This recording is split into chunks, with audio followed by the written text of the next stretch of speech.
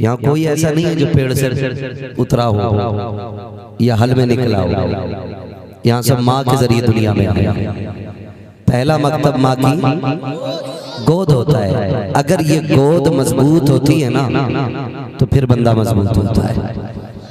ये भी जरूरी है, माँ की गोद अच्छी होनी चाहिए। मैं अक्सर एक बात कहता हूँ, जमीन अच्छी होती है तो फसल अच्छी होती है, माँ अच्छी होती है तो नस्ल अच्छी होती है। जिंदाबाद जिंदाबाद। यकीनन ये जो आज महफिल में लोग बैठे ना, ये अच्छी माँओं की परवरिश ही की वजह है कि इतनी ठंडी रात में गर्म बिस्तर छोड़ के हुजूर की महफिल में आए बैठे हैं। और गालिबन 9वां या 10वां जलसा है, 8वां जलसा है। जश्न गौसो ख्वाजा रजा करता माशाअल्लाह। एक महफिल में 3 बुजुर्गों की निस्बत मौजूद है। ये तो महफिल का मसला है, और हमारे दिलों में तो सैकड़ों बुजुर्गों की निस्बतें महफूज होती है ना। अभी हसन भाई एक नारा लगा रहे थे मौला कायनात के हवाले से, मन कुंतु मौला अली अली। तो एक साहब मुझसे कहने लगे कि बहुत ज्यादा अली अली नहीं हो रहा है।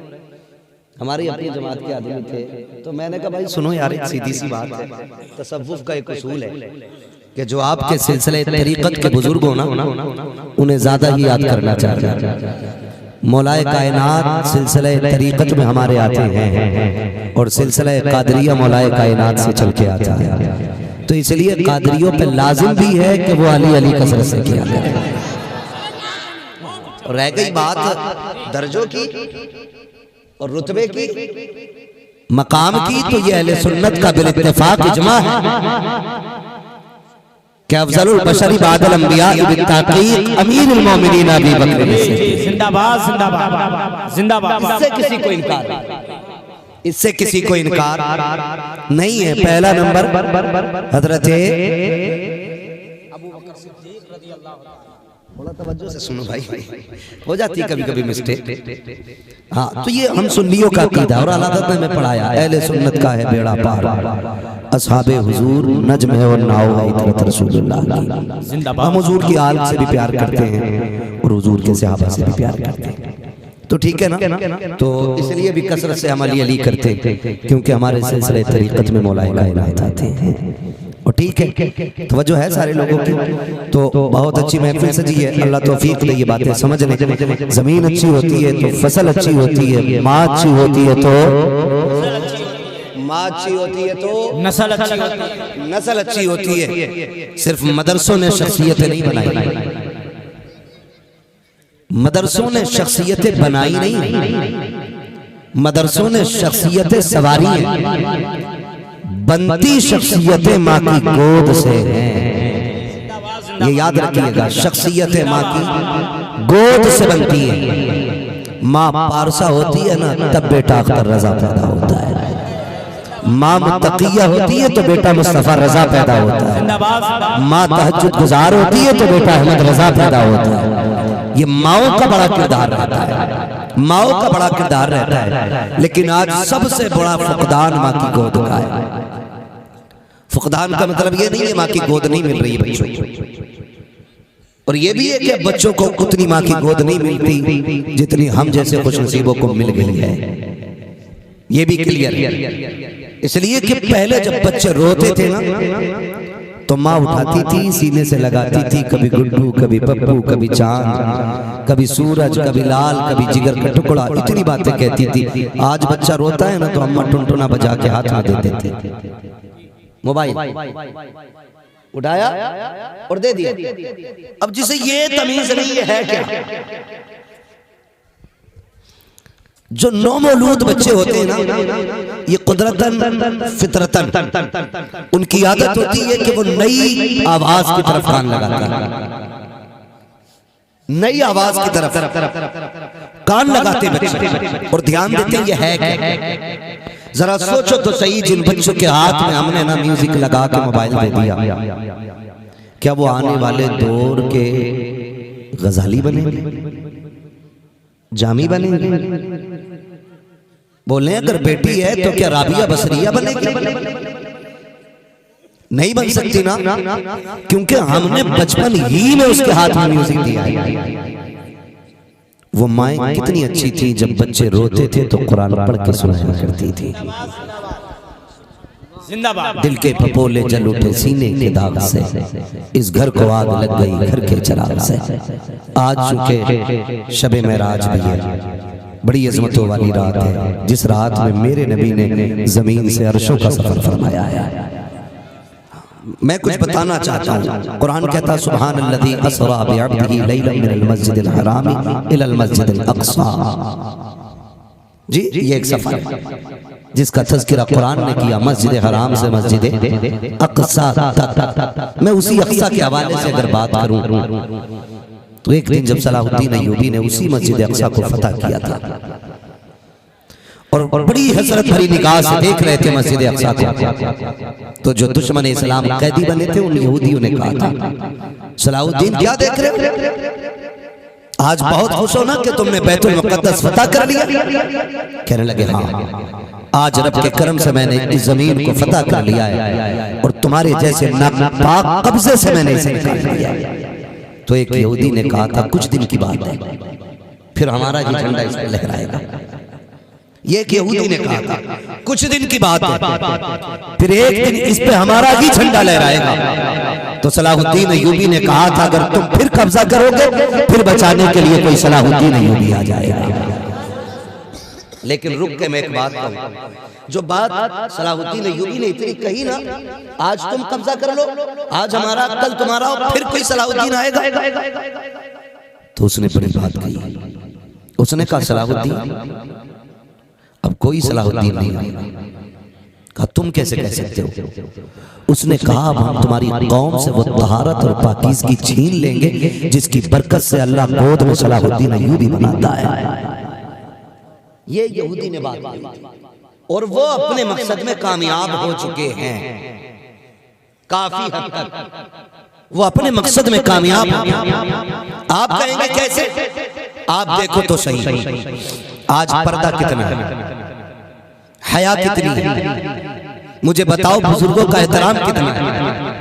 पहले जमाने की बूढ़ी आप देख लें, अगर बूढ़ी 70 साल की है, कोई 72 साल का अजनबी बूढ़ा निकले ना, वो खानदान का चचा ही क्यों ना हो, तो वो 70 साल की बूढ़ी भी सर को चादर डाल के उस बूढ़े का एहतराम करके बताती है ये मेरा बड़ा गुजर के जा रहा है। लेकिन आज गैरत का जनाजा निकल चुका है। खुदा की कसम बूढ़ी नहीं है, बेटियां 18 साल की है, सामने बाप बैठा हुआ है। आज बेटियों के सर पे बाप के सामने दुपट्टा नहीं होता है, चचा गुजर के जाता है, सरों पे दुपट्टे नहीं आते हैं। ये बेगैरती नहीं तो क्या है, ये यहूदियों का तरीका नहीं तो क्या है जिसे तुम फैशन कहते हो, ये यहूदियों की स्कीम है जिसे तुम तरक्की कहते हो, ये यहूदियों का दिया हुआ वो जहर है जो हमारी गोदों का तकद्दुस छीन चुका है। खुदा के वास्ते इस जहर से निकलो, इस तरीके को छोड़ो और कनीज़े फातिमा ज़हरा बेटियों को बनाओ। ये दुनिया जितनी ताकत लगा ले, तेरी ही गोद से खुदा सलाहुद्दीन अय्यूबी पैदा हुआ। नारे तकबीर, नारे रिसालत, मसलके आला हज़रत, जश्न गौफ़ो ख्वाजा रज़ा कॉन्फ्रेंस, मुफ्ती हम्माद साहब कुला जिंदाबाद जिंदाबाद। बुरा ना मानिए, ये कड़वी सच्चाई है।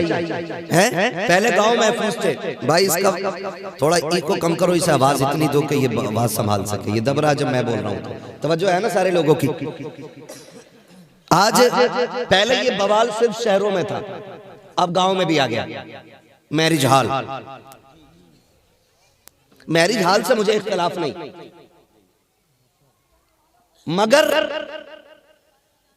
मैरिज हॉल में जो फितने उठ रहे हैं ना, उसने वाकई हम लोगों को सोचने पे मजबूर किया है।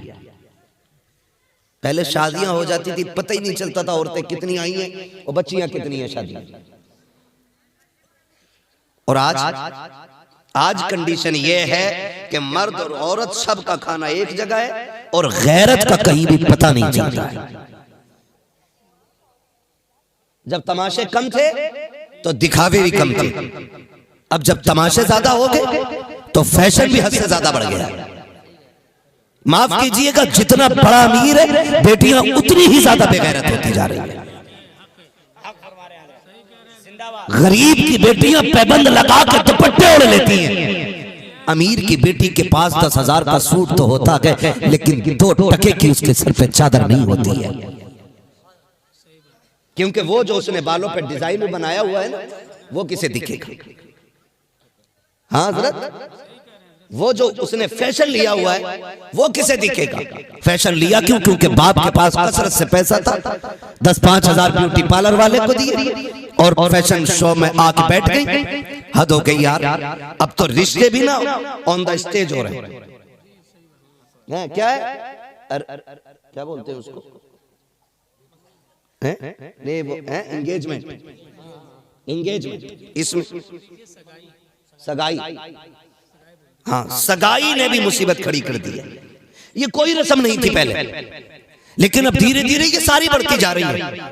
इसका नुकसान सिर्फ वक्ती तौर पे नहीं, आने वाले 70 साल तक रोना पड़ेगा। अगर आज भी बंद कर दो ना ये सारे बवाल, आज भी बंद कर दो तो इसका फुतूर 70 साल तक रहेगा। ये याद रखना। इतना बड़ा नुकसान हमने कर लिया है, इतना बड़ा नुकसान। ये कंडीशन है हमारी। आज बेटियों के सरों पे दुपट्टे तक नहीं होते हैं। पूरी दुनिया अली अली के नारे लगाती है, करबला वालों के गुलामी का दावे करती है। मुझे एक बेटी तो ला के दिखाओ आज जो कनीज़े ज़ैनब नजर आती हो। कौन सैयदा ज़ैनब? 7-8 साल की उम्र शरीफ भी नहीं है, अभी इससे भी छोटी उम्र है। कायनात की सबसे कम उम्र की सबसे पहली कारिया को सैयदा ज़ैनब कहा जाता है। किसी को मकतब ने पढ़ाया है, किसी को इदारों ने बनाया है। ज़ैनब वो है जिसे कुरान या तो अली ने पढ़ाया है या नबी की बेटी सैयदा फातिमा ज़हरा ने पढ़ाया है। जिंदाबाद जिंदाबाद, बहुत अच्छा तरह जिंदाबाद। ज़ैनब कहा जाता है, उसे ज़ैनब कहा जाता है। और समझो जरा, थोड़ा दिमाग लगाओ, कौन ज़ैनब कुरान पढ़ रही है, उम्र छोटी है, कुरान पढ़ रही है, अभी जवान नहीं है, छोटी उम्र है सैयदा ज़ैनब की। और जानते हो धीरे से चादर सरक गई, सरकने लगी, कुछ सर का हिस्सा खुला, और जैसे सर का हिस्सा खुला ना तो सैयदा फातिमा ज़हरा की नजर पड़ी, दौड़ के आगे, दौड़ के एकदम से ऐसे दौड़ी जैसे बड़ा नुकसान होने वाला और लोग दौड़ जाते। जब दौड़ के चादर संभाली, अम्मी ऐसी भी क्या जल्दी, फरमाने लगी ना बेटी, इसे सिर्फ कपड़ा ना समझना, ये खानदान की गैरत हुआ करती है, ये कभी सर से नहीं उतरनी चाहिए। कभी सिखाया हमने बेटी को? कभी सिखाया है? अगर कोई बेटी पूरा सर ढाप ले या इस तरह से कपड़ा रख ले कि उसका बाल ना दिखे तो लोग फैसले करते हैं, देखते हैं तो गवार है, पुराने दौर में जी रही है। फैशन देखो तो आज दुनिया कहां से कहां पहुंच गई। खुदा के वास्ते रवैये बदलो। आज बेटियां कल की माएँ बनेंगी, आज की बहनें कल की बीवियां बनेंगी। कल जब इनकी गोद में औलाद आएगी ना तो इनके किरदार की बुनियाद पर उसके मुस्तकबिल का फैसला किया जाएगा। आज हालात बद से बदतर होते जा रहे हैं, आज इतने हम बर्बाद हो रहे हैं कि दुनिया हमारा तमाशा देख रही है। मैं आपसे पूछना चाहता हूं, मुझे बताओ तो सही, मैरिज हालों में जो स्टैंडिंग में खाना खाने के लिए बेटियां आती हैं वो या तो तेरी बेटी होती है या मेरी बेटी होती है। जो ये मुसलमानों के नाम पर, इस्लाम के नाम पर, निकाह के नाम पर जो महफिलें लगाई जाती हैं और उनमें कुत्ते गधों की तरह खड़े होकर खिलाया और खाया जाता है, कौन लोग आते हैं, कहां के हैं, किस कौन से ताल्लुक रखते हैं? तो सबका ताल्लुक आमीना के लाल से है। फिर मैं पूछना चाहता हूं, अगर सबका ताल्लुक मुस्तफा से है तो फिर ये रवैये क्यों बदले जा रहे हैं, फिर ये तरीके क्यों बिगड़ते जा रहे हैं? अगर हाफिज या इमाम ये कहते भाई खड़े होकर न खिलाना, काजी समझी पैसे वाला है, उसने ये कहा है कि बफर सिस्टम चाहिए वरना नाक कट जाएगी। आग लगे तेरे बफर सिस्टम को जो मुस्तफा की सुन्नत के खिलाफ जाता है। हम तो खुल के कहते हैं दुनिया लूटे तो लूटे, बस मदीने वाला मुस्तफा नहीं लूटना। नारे तकबीर, नारे रिसालत, फैज़ाने गौसे आज़म, फैज़ाने गरीब नवाज, मसलके आला हज़रत, जिंदाबाद जिंदाबाद। हाँ ओ भाई, निकले इन चीजों से, खाना बैठ के खाया करे, यही इस्लाम का तरीका है। किसका तरीका है? कैसे खाएंगे खाना? बोले सारे। अगर कोई ये कहे कि मुझे बफर सिस्टम चाहिए, मीन्स खड़े होकर खाना है स्टैंडिंग में, तो कह दो हमारे यहाँ इंसानों की दावत है, जानवरों की नहीं। समझ रहे मेरी बात? किसकी दावत है? इंसानों की। अगर कहे नहीं नहीं नहीं मेरे मेहमान वीआईपी हैं, तो कहना मेहमानों में तू कुत्ते घोड़े लेके आ रहा है, तू वीआईपी किसे कह रहा है? जिसकी पैंट इतनी टाइट है जो बैठ नहीं सकता वो वीआईपी है? बताओ। जिसे हुजूर की सुन्नत से मतलब नहीं वो वीआईपी है? वीआईपी वो है जो मेराज में चला ना तो कदम कदम पे फरिश्तों की जमात मुबारकबादियां दे रही थी, और एक नहीं लाखों खड़े थे, लाखों। मस्जिद हराम से मस्जिद अक्सा तक फरिश्तों की सफे बनाई गई थी कि जिब्रील सबको लाइन में लगा दो, जब मेरा महबूब गुजर के जाए हर तरफ से मुबारकबाद ये आनी चाहिए मेरे मालिक किस लिए, ताकि दुनिया में कोई बड़े से बड़ी शख्सियत भी, बड़े से बड़ा पावर वाला जब अपनी रौब के साथ निकले और लोग मुबारकबादियां देते हो तो आखिर में उसे कहना पड़े ऐसा इस्तकबाल किसी का नहीं हुआ है जैसा इस्तकबाल मेराज की रात मेरे मुस्तफा का किया गया। जिंदाबाद जिंदाबाद, बहुत अच्छा माशाअल्लाह। इसलिए इतना बड़ा इस्तकबाल कराए। और तुम वीआईपी कह रहे हो, वीआईपी वो जिसकी औलाद ना माने, वीआईपी वो है जो बोले तो फिर पत्थर भी बोले, वो वीआईपी है जिसके इशारे से पत्थर बोले, वो वीआईपी है जिसके इशारे से दरख्त चले, वो वीआईपी है जो उंगली उठा दे तो चांद का खिलौना बना दे, वो वीआईपी है जो उंगली उठा दे तो डूबा सूरज पलटा दे, वो वीआईपी है। डॉक्टर इकबाल ने ये कहा था कि तेरे दामन में है किस लालो जवाहर की कमी, तू किसी और के दामन की तरफ क्यों देखे। हमें क्या नहीं मिला था, सब कुछ हमारे पास है, सब कुछ हमारे पास है। सिर्फ क्या हम मज़ारों में उलझे रह जाएंगे? मुझे बताया जाए कि हमारे अमल अच्छे ना हो तो सब कुछ मज़ार से मिल जाएगा? नहीं नहीं, ऐसा नहीं है। मज़ार से पहला पैगाम तो यही मिलता है ना, जैसे हम गए हैं वैसे ही तुम भी आना, ये पहला सबक होता है। लेकिन माफ़ कीजिए, हम जो मज़ार पे जाते हैं ना, मज़ार पे जाके कहते हैं बाबा 8 गाड़ियाँ हो गई हैं, 10 करा दो, 3 मंजिल हो गया है, चौथी की परमिशन करा दो, है ना, 99 लाख हो गए, 1 करोड़ पूरे करा दो। कभी मज़ार वाले से ये भी जाके कहो बाबा जैसे आपको रब ने वली बनाया, दुआ करें हमें भी वैसे ही अपना वली बना ले। कभी ये भी तो किया करो, कभी ये भी तो। हाफिज मिल्लत फरमाया करते थे, जमीन के ऊपर काम और जमीन के नीचे आराम, ये कहते थे। इसका क्या मतलब है? इसका मतलब ये कि आपको मेहनत करनी है, ऊपर रहकर मेहनत करनी, पक्की पकाई नहीं मिलनी, पक्की पकाई नहीं मिलनी है, खुद कुआं खोदना है, खुद पानी पीना है। ऐसी जिंदगी हमें गुजारनी है, ऐसी जिंदगी हमें गुजारनी है। और तब देखें फिर इनकलाब आएगा, फिर जलसों का मकसद फायदा सारे नजर आएंगे। आज ना सबको सबसे शिकायत है, हर बंदा ये चाहता कि एक तकरीर उसके खिलाफ हो जाए, एक तकरीर उसके खिलाफ हो जाए, एक तकरीर उसके खिलाफ हो जाए। ना ना, किसी के खिलाफ समझ के ना सुन, सिर्फ अपनी भलाई के लिए तकरीर सुन और ये सोच के बैठा करो बात अच्छी होगी तो दिल पे लिख के लेके जाएंगे इंशाल्लाह, लिखेंगे इंशाल्लाह। मेरे यहाँ फ्री जन्नत नहीं बटती है, मैं बड़ा कड़वा मौलवी हूँ, मेरा मिजाज है, मैं आई ना हूँ दिखाऊंगा दाग चेहरे के, जिसे खराब लगे सामने से हट जाए। मुझे पता है अमल अच्छा होता है तो फिर करम खुदा का हो ही जाएगा, है ना। अमल अच्छे करें, अमल अच्छे करें, माँ अच्छी होती है तो फिर औलाद नेक बनती है, औलाद नेक। आज जरा सी देर लगती है, बच्चे स्कूल जाते हैं, ठीक है, तालीम होनी चाहिए और सबको पढ़ना चाहिए, पढ़ना चाहिए। मारेरा शरीफ वालों की वो बात, आधी रोटी खाएंगे, बच्चों को बोल सकते हैं, वो बोले जो बच्चों की कमाई नहीं खा रहे, आधी रोटी खाएंगे बच्चों को पढ़ाएंगे। एक आवाज बहुत तेज आई है, अल्लाह करे कि उसके सदक़े में सारी आवाजें बुलंद हो जाएं। आधी रोटी खाएंगे, ये कानून है, पढ़ाना और पढ़ना बहुत जरूरी है। आज के दौर में लड़ाई जो है ना, लठ की नहीं है, बंदूक की नहीं है, अब कलम की। जिसके पास तालीम होगी वो आगे जाएगा और उसी को हक भी मिलेगा। अगर आपके पास इल्म नहीं है ना तो मस्जिदें नहीं, आपसे आपके घर भी छीने जाएंगे और आप बचा नहीं पाओगे। क्या बेटियां छीन नहीं जा रही? छीन नहीं जाती हैं बेटियां, क्यों? क्योंकि आपके वकील नहीं, आपके जजेस नहीं, आपकी कोई सुनने वाला नहीं, किसी डिपार्टमेंट में आप मजबूत नहीं, इसलिए आपकी बेटियां आपकी आंखों के सामने से चली जाती हैं और आप कुछ नहीं कर पाते। क्यों? क्योंकि हम उजड़ हैं, गवार हैं, इल्म के मामले में सबसे निचले स्तर पे हमारे हिंदुस्तान में। लेकिन मेरा नौजवान कोई फुर्सत नहीं सिवाय मोबाइल पे गेम खेलने की। बेड़ा गर्क कर दिया इसने। कौन सा फायर चल रहा देखो, सबको याद है ना? ये डूब पड़ी है हमारी कौम पे आकर। 3 बजे तक मोबाइल में गेम चल रहे हैं। नुकसानात जानते? नंबर 1, उमर फरमाया गया, देखो एक सांस का मालिक अल्लाह, उसने जिसकी जितनी लिख दी है, जीना तो अकीदा जिसका वही बोले, यहां डुलमुल ना बैठे कोई भी। जीना उतना है जितनी अल्लाह ने सांसें दी। लेकिन फरमाया गया जल्दी सोया करो, जल्दी उठा करो, अल्लाह उम्र लंबी कर देता है। नंबर 1 ये हुआ। नंबर 2, जवानी मजबूत रहती, देर तक काम करेंगे आप, और अगर रात को जागेंगे जल्दी बूढ़े हो जाएंगे। एक जगह जुलूस निकल रहा था, झंडा लिया था बड़ा तगड़ा, और ऐसे हिला रहा था और झंडे से ज्यादा खुद हिल गया था। ये हमारी जवानी है।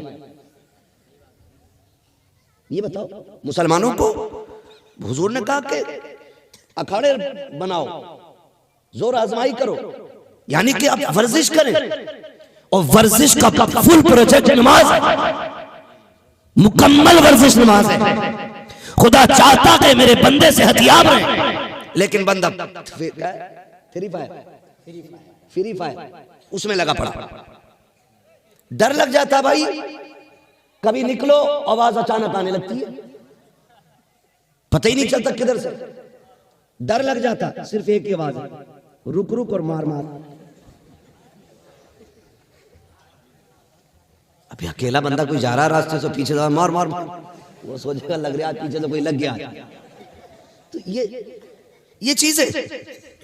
और जब इस बवाल में तो थे ही थे, बाकी अब घर बैठे आपको जुआ खिलाया जा रहा है। घर बैठे जिनके पास हराम की दौलत है ना, उन्हें लत लगी है 10 लेके 16 लेने। याद रखिएगा, अल्लाह उन्हीं सिक्कों में बरकत रखा है जो सिक्के हलाल के होते हैं। ये दुनिया बाहर से बड़ी खूबसूरत है कि 100 लगाए थे 1 लाख मिल गए, 100 लगाए थे 50,000 मिल गए, 100 लगाए थे 1,000 मिल गए। ये दूर से हसीन लगता है, लेकिन जब रब नाराज होता है ना, तो फिर वो तबाहियां आती है कि पुश्तों की पुश्तें उतार दी जाती है, कोई बचाने वाला नहीं होता है। फिर दमदरूद की तरफ तोड़ोगे, एक एक लुकमे को तरफ जाओगे। अगर अल्लाह नाराज हो गया तो एड़ियां रगड़ के मर जाओगे, एक लुकमा हलक से उतरने को तैयार नहीं होगा। और तुम्हें खुदा का वास्ता अगर फाक़े आ जाया करे, जल्दी अमीर बनना भी चाहते हो तो हराम तरीके से नहीं, हलाल तरीके से बनो। तुम्हें क्या लगता है कि हराम तरीके से जुए खेलोगे तो जल्दी अमीर हो जाओगे? मुझे बता तो सही, अगर तुझे जुए पे भरोसा है तो खुदा पे भरोसा क्यों नहीं है? क्या तेरा खुदा पावरफुल नहीं है? क्या तेरा खुदा ताकतवर नहीं है? तेरा अकीदा कितना कमजोर है? अगर कमजोर हो गया हो तो फिर अकीदा फिलिस्तीन वालों से जाके ले लो कि जिन पे आग बरसाई गई लेकिन हौसले नहीं टूटे, पानी बंद किया गया लेकिन हौसले नहीं टूटे, घर उजाड़ दिए गए हौसले नहीं टूटे, माँ बाप मारे गए हौसले नहीं टूटे, यतीम बच्चे गलियों में दौड़े, अल्लाह को सजा देते रहे। तू बता 2.5 किलो खाने के बाद भी अल्लाह एक बार नहीं कहता कि वो 10 दिन भूखे रखे, लेकिन फिर भी अल्लाह अल्लाह कहते रखे। जब अकीदे मजबूत थे तब खुदा ने करम किया और वो अज़ाब बन के बरसा। आज भी दुनिया अमेरिका के बारे में हैरत से सोच रही है, ये आग किसने लगाई थी? किसी ने कहा परिंदे ने लगाई, किसी ने कहा खुश्की ने लगाई, किसी ने कहा चिंगारी लगी। मैं कहता हूँ खुदा की कसम, ये आग चिंगारी से लगी बल्कि फिलिस्तीन के रोने वाले के आंसुओं से लग गई। नारे तकबीर, नारे रिसालत, मसलके आला हज़रत, फिलिस्तीन का गाजी मुसलमान जिंदाबाद जिंदाबाद। और आज घुटने टेक दिए दुनिया ने। हाँ, वही फिलिस्तीन जिसे चुटकियों में मिटाने की बात करते थे, आज उसके आगे घुटने टिक गए। कैसे कैसे कैसे? उठ बांध कमर क्यों डरता है, फिर देख खुदा क्या करता है। अकीदे मजबूत रखो। कह रहा नहीं मौलाना 10 ही तो लगाए थे, आज 10 लगा कल 1000 लगा, बेड़े का रखोगे। कितने सर पकड़ के रो रहे ये जुआ खेलने वाले। हाँ, ये लत इतनी बुरी होती है, बहन बेटियां बेच देते हैं जुआरी। सही कह रहा हूं मैं? निकलो इस बला से। हमारा रज़्ज़ाक अल्लाह है। कौन है? जोर से कौन है? फाके करना बुरा नहीं, हराम खाना बुरा है। 1-1 रुपया हराम है जुए का। फाके करना बुरा नहीं, हराम खाना हराम खाना बुरा है। खुद सोचो, तुमने 100 रुपए जीत लिए, 1000 रुपए जीत भी लिए तुमने, या तुम उस जुए में जीत गए 1 लाख रुपए, है ना? तो कुछ ठलुए यार भी होते, यार तो लंबी लगी है भाई, पार्टी शाटी हो जाए है? जब दाढ़ को हराम लग जाता है ना तो फिर आसानी से छूटता नहीं है। दुआ करना अल्लाह हमारी नस्लों को हराम लुकमों से लाखों किलोमीटर दूर रखे। ये दुआएं मांगा करो। फरमाया गया इसका कितना बवाल, देखो बवाल तो है ही है जितना भी, लेकिन अजाब कितना सख्त है। फरमाया गया जो जिस्म हराम लुकमे खा के पड़ेगा ना, अल्लाह उस जिस्म को जहन्नम का ईंधन बनाएगा, ईंधन बना देगा अल्लाह। तो हमारी कौम जुए में आ गई, अकीदे कमजोर। भूख बुरी नहीं है, भूख कितनी अच्छी चीज है तुम्हें पता है? अजमेर वाले गरीब नवाज। सखावत का आलम ये कि लंगर आज भी चलता है और उसी शान से चलता है जिस शान से चला करता था। अजमेर इन लफंगों की वजह से मजबूत नहीं है, इन अय्याशों की वजह से मजबूत नहीं है जो गद्दी संभाले बैठे। अजमेर मेरे अजमेर वाले बाबा की वजह से मजबूत है। हाँ, ये तो खुद उनका लंगर खा रहे हैं, ये क्या खिलाएंगे किसी को, ये क्या खिलाएंगे, ये हकीकत है। और अजमेर वालों को आप देखें, मुसल्ला रहता था, खादिम आते हुजूर लंगर के लिए कुछ दे दे, कोना उठाते, फरमाते निकाल लो जितनी जरूरत है। हम जानते थे जमीन उनकी थी, खजाने मदीने वाले के थे, है ना। उठाते कोना दे देते, उठाते कोना दे देते। जानते इतनी बड़ी सखावत करने वाला और घर के फाकों का आलम। आपका बेटा मदरसे से वापस आ रहा है, आपके साहबजादे वापस आ रहे मदरसे से, तो बच्चों के अपने साथियों के साथ आ रहे थे ना, तो चक्कर आया और गिर गए। जब चक्कर खा के गिरे ना तो यारों ने संभाला, छोटे बच्चे थे, बचपना था। बच्चे कहने लगे यार खैर है, तबीयत तो ठीक है। तो बच्चे थे कह गए भूख इतनी बढ़ गई, फाके कई दिन के हैं, अब खड़ा नहीं हुआ गया इसलिए गिर गया। ये कह के तो आ गए। बच्चों ने आके बताया पता है आज मोइनुद्दीन अजमेरी का बेटा भूख की वजह से गिर गया था, लोगों ने दौलत के दरवाजे खोल दिए। जब सुबह को गरीब नवाज ने अपना दरवाजा खोला, दस्तरखान लगा पड़ा, खाने ही खाने। आप फरमाते ये क्या है, ये क्या है? कहा हुजूर पता चला है आपके घर में कई दिन का फाका है, हम तो सोए नहीं रात भर, हुजूर का बेटा भूखा रहे और हम पेट भर के सोए। इतना सुना एक चीख निकली। फरमाया किसने बताया? कहा कल आपका बेटा बेहोश होकर गिर गया था, उसने बताया कई दिन का फाका है। भाई इतना सुनाना, बेटे को बुलाया, फरमाने लगे आज तूने हमारे घर का राज खोल दिया है, जा आज के बाद मुझे सूरत ना दिखाना। बेटा भी गरीब नवाज का बेटा था, ऐसे गए कि कभी पलट के नहीं गए। फाके अल्लाह को पसंद है, फाके अल्लाह को पसंद है, तो फाके हो जाए ना तो गैरत की बात नहीं, गैरत की बात नहीं।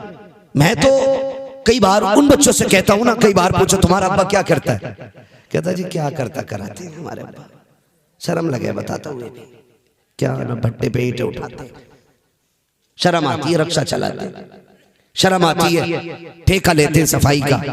मैं कहता हूं ये शर्म की बात नहीं। जब शाम को यही बाप थक के लेटे तो कंधे दबाया कर और इसके पैरों में बैठ के कहा कर एहसान है तेरा, तूने पसीना बहा के तो खिलाया है, लेकिन हराम का एक लुकमा हमारे हलक में नहीं जाने दिया है। ये बहुत बड़ा एहसान होता बाप का अगर हलाल खिला रहा है तो।